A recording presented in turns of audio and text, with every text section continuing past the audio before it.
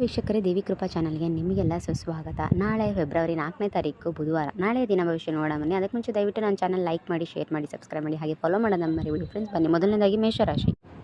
ಕೆಲಸದ ಸ್ಥಳದಲ್ಲಿ ನಿಮ್ಮ ಆಲೋಚನೆಗಳನ್ನು ಗುಪ್ತವಾಗಿ ಮೂಡಿಸಿ. ನಿಮ್ಮ ತಾಂತ್ರಿಕ ಬುದ್ಧಿ ಮಾತುಗಳನ್ನು ಮೇಲಧಿಕಾರಿಗಳಿಗೆ ಮೆಚ್ಚುಗೆ ವರ್ಹಗಳಾಗಿ ಉತ್ತಮ ದಿನ. ಮುಂದಿನ ರಾಶಿ ವೃಷಭ ರಾಶಿ. ಆರ್ಥಿಕ ಲೆಕ್ಕಾಚಾರ. ಹಣಕಾಸಿನಲ್ಲಿ ಹೂಡಿಕೆಗಳಿಗೆ ಬಗ್ಗೆ ಮರುಚಿಂತನೆ ನಡೆಸಲು ಇಂದು ಸೂಕ್ತ ಸಮಯ.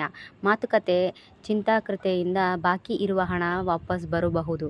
ಮುಂದಿನ ರಾಶಿ ಮಿಥುನ. ಸೃಜನಶೀಲ ಉತ್ತುಂಗ.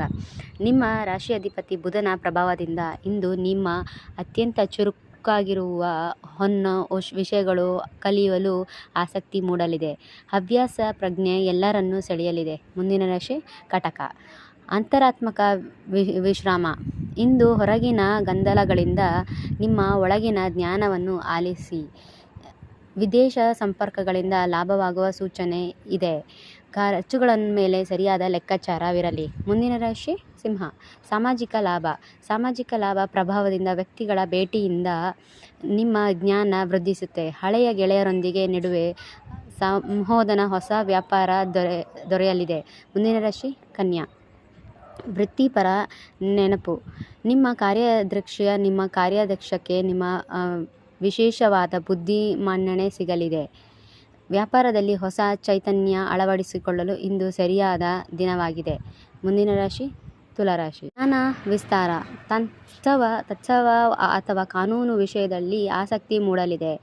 ಉನ್ನತ ವ್ಯಾಸಂಗ ಮಾಡುವ ವಿದ್ಯಾರ್ಥಿಗಳಿಗೆ ಶುಭ ಸುದ್ದಿ ಸಿಗಲಿದೆ. ದೂರದ ಪ್ರಯಾಣವು ಜ್ಞಾನಾರ್ಥಕವಾಗಲಿದೆ. ಮುಂದಿನ ರಾಶಿ ವೃಶ್ಚಿಕ.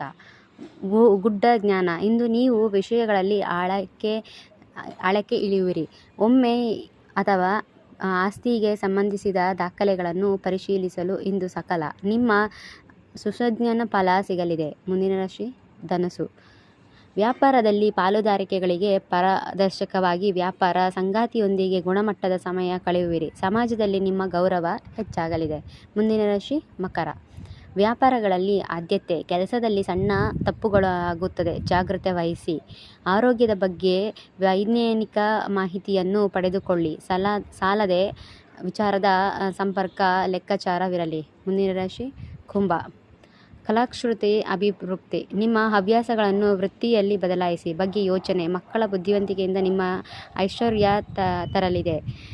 ನಿಮ್ಮ ಮಾತುಗಳು ಮುಜುಗರ ಮಾಡಬಾರದು ಬೇರೆಯವರಿಗೆ. ಮುಂದಿನ ರಾಶಿ ಮೀನ. ಮನೆಯಲ್ಲಿ ಸಂಶೋಧನೆ. ಮನೆ ಅಥವಾ ಆಸ್ತಿಯ ತಾಂತ್ರಿಕ ಚರ್ಚೆಗಳು ನಡೆಯಲಿದೆ. ತಾಯಿಯ ಕಡೆಯಿಂದ ಆಪತ್ತು ಮಾಹಿತಿ ಲಭ್ಯವಾಗಲಿದೆ. ಮನಸ್ಸಿಗೆ ಶಿಸ್ತು ಅನುಭವವಾಗಲಿದೆ.